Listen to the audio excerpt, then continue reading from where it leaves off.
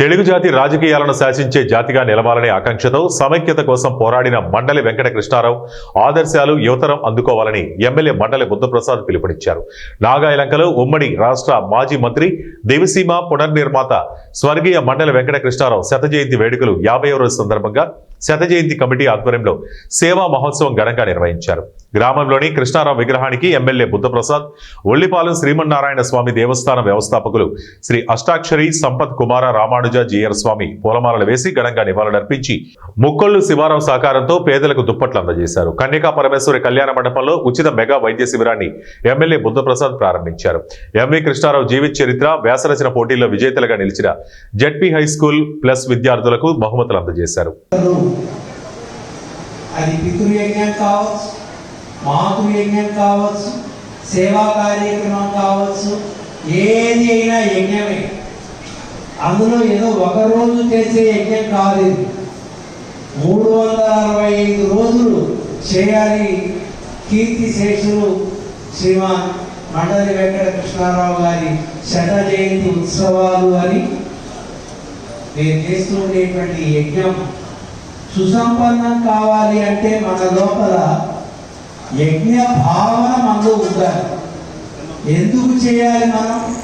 ఇందులో కొంతమంది మండలి వెంకట కృష్ణారావు గారిని చూసిన వారు ఉంటారు, కొంతమంది చూడని వారు ఉంటారు.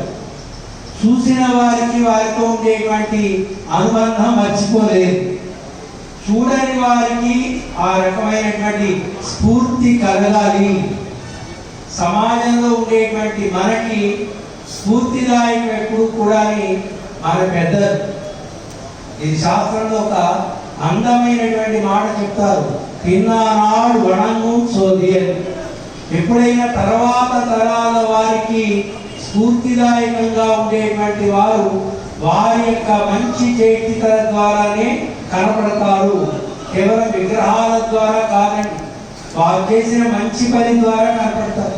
మన వాడవాడగా విగ్రహం పెట్టినా ఏవో అందరూ పెట్టేస్తున్నారు, అందులో ఇది ఒకటే అయిపోతుంది.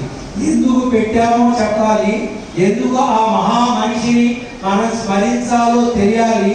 తర్వాత కాలం వారికి ముఖ్యంగా మన ప్రాంతంలో ఉండేటువంటి ప్రతి ఒక్కరికి కూడా మండలి వెంకట కృష్ణారావు గారు గొప్ప స్ఫూర్తిదాత.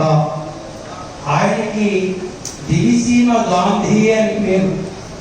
మా చిన్నప్పుడు మేము 11-10 సంవత్సరాల వయసులో వారు విద్యాశాఖ మంత్రిగా ఉండేవారు.